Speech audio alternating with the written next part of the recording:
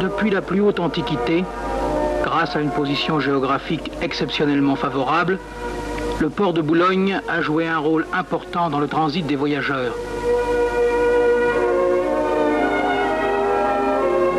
On s'embarqua d'abord vers la Bretagne, c'est ainsi que César dénommait les îles britanniques dans ses commentaires, puis, au fur et à mesure que les siècles passèrent, vers les lointaines Amériques et la mystérieuse Afrique. Aujourd'hui, dans le magnifique plan d'eau de sa rade abri, ce port accueille les confortables transatlantiques des lignes d'Amérique du Sud.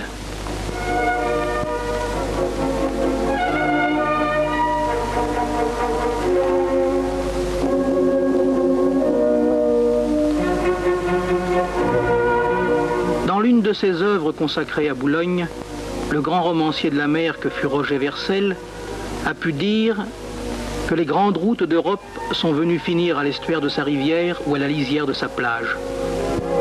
C'est là, depuis des siècles, qu'on est descendu de cheval, de chariot, de diligence, mais pour s'embarquer et repartir. La mer, ici, borne moins qu'elle ne porte.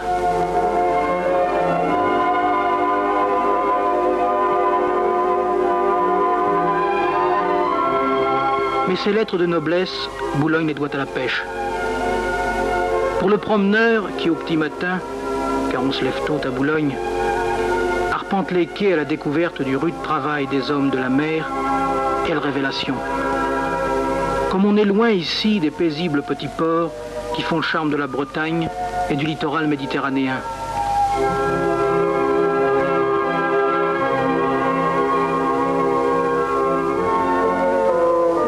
Boulogne, port de pêche de classe mondiale, met chaque année sur le marché français plus de 120 millions de kilos de poissons, c'est-à-dire le tiers de la production nationale.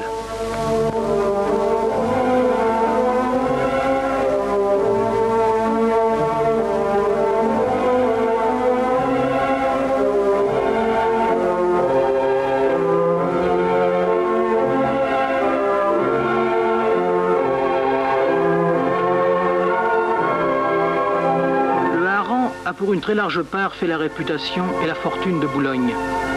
Les légions romaines y apprirent à apprécier la saveur de ce poisson des mers froides que pêchaient et fumaient déjà les peuplades du littoral qu'elles venaient de soumettre.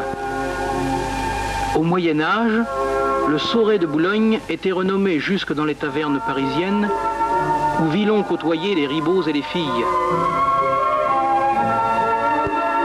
À lui seul, le hareng représente le quart environ de la production totale de la pêche boulonnaise et peu de ports en France offrent un tel spectacle d'abondance.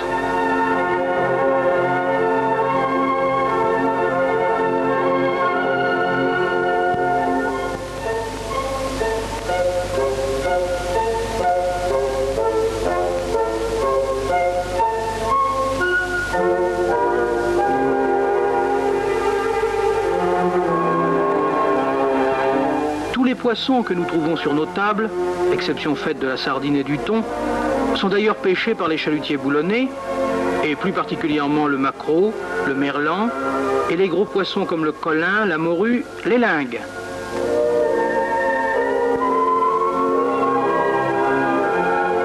La pêche artisanale, qui a su s'adapter remarquablement aux exigences du progrès, se développe parallèlement à la pêche industrielle dont elle complète très heureusement la production. Ce sont les artisans pêcheurs qui procurent aux marailleurs la diversité d'espèces réclamées par la clientèle. Ici, la qualité supplée la quantité. Crustacés, congres, grondins, poissons plats comme la sole, le turbo, la limande, constituent l'essentiel des apports de ces petits bateaux. Premier port de pêche industriel, Boulogne est également le premier marché français pour le poisson fin. Si Boulogne n'a plus la poésie des vieux ports de pêche où l'on hume les senteurs du goudron et de la saumure, il a en revanche gagné une puissance industrielle qui ne manque pas d'impressionner et qui n'est pas sans charme. Chaque matin, la course contre la montre recommence. Il ne faut à aucun prix manquer le départ des trains de marée et des camions isothermes qui, en quelques heures, vont amener le poisson de Boulogne dans les plus grandes villes et les plus modestes villages de France.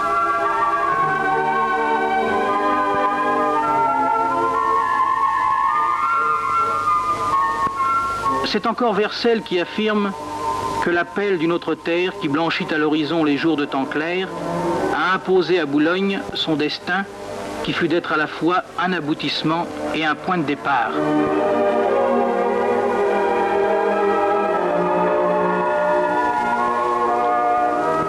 « 80 minutes de bateau suffisent pour franchir le détroit. Aussi, est-ce par centaines de milliers que les automobilistes embarquent chaque année sur les Carferrées, paquebots rapides qui sont en même temps de vastes garages flottants, pouvant transporter près de 200 voitures à chacune de leurs traversées entre Douvres et Boulogne.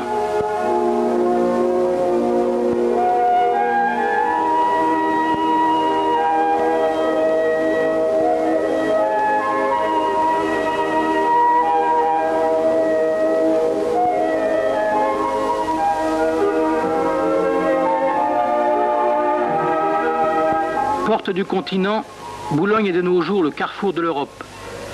Les diligences d'antan y ont fait place aux trains rapides et aux autocars de grand tourisme, et c'est annuellement plus de 800 000 passagers et 120 000 véhicules qui transitent par cette moderne gare maritime qui est pour les vacanciers britanniques The Gateway to Enjoyment, la porte du bonheur.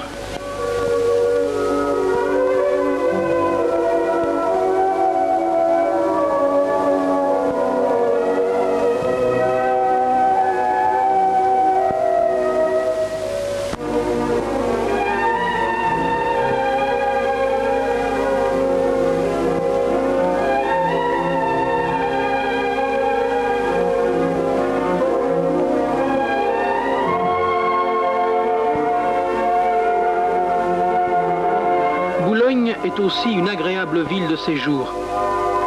Elle attirait déjà au XVIIIe siècle les étrangers, et notamment les Anglais.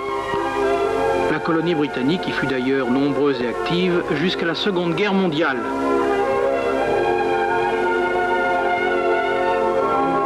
Mais si nos voisins d'outre-Manche ne font plus souche à Boulogne, du moins viennent-ils toujours très nombreux chaque été. Il y a les habitués des stations balnéaires voisines, il y a surtout les voyageurs de passage, mais pour ceux qui ne peuvent s'offrir le luxe de longues vacances sur le continent, Boulogne est un but d'excursion fort attrayant et peu coûteux.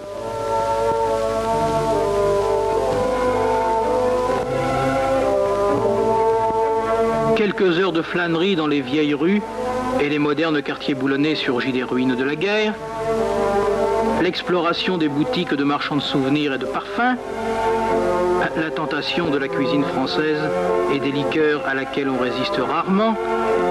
Et voici un agréable souvenir de vacances pour Mr. and Mrs. Smith.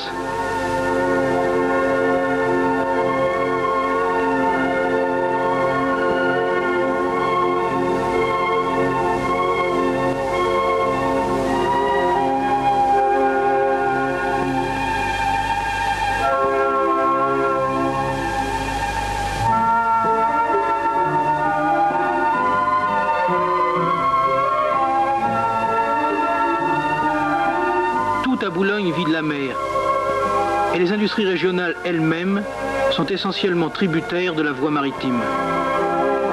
C'est grâce au port que la sidérurgie, une vieille industrie boulonnaise née de la présence toute proche de gisements de fer aujourd'hui délaissés, a pu se maintenir, puis se développer jusqu'à faire de Boulogne l'un des plus importants centres mondiaux de fabrication de ferro-manganèse.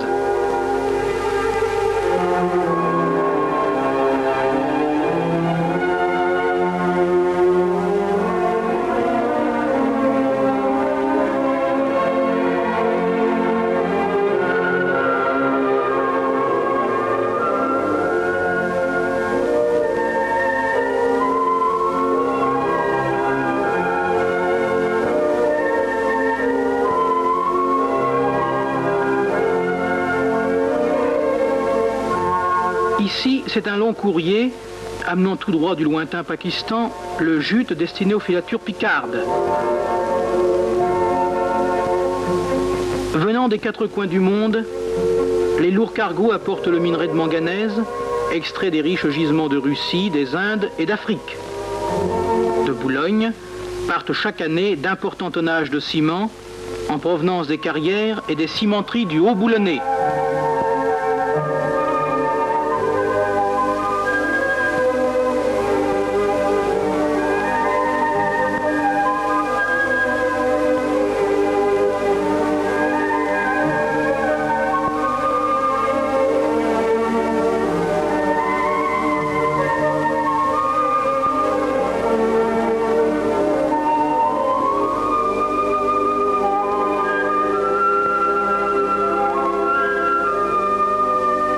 Docilement, les mastodontes de la mer se sont laissés guider jusqu'à leur mouillage, tandis que dans le port se poursuit inlassablement la ronde des caboteurs. La sirène a rappelé les équipages, et c'est une fois encore le départ vers les grands bancs de la mer du Nord, où pendant des jours, des hommes vont peiner et lutter durement dans la brume et les embruns pour arracher à la mer cette manne qui appartient à celui qui a le courage de la prendre.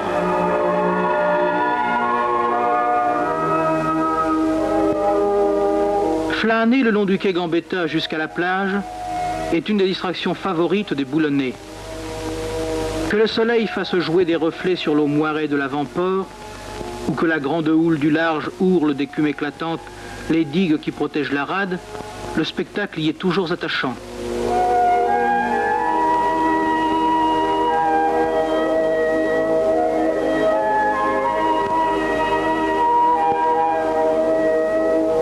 Étrange pouvoir de la mer qui revêt des images diverses à l'instar de notre âme. La mer, lieu de plaisance où l'imagination de l'enfant peut se donner libre cours, lieu de détente où l'adulte retrouve la sérénité et les joies simples de la nature, mais aussi terrible maîtresse qui se moque des métaphores poétiques et ne se donne qu'à celui qui a su la dompter.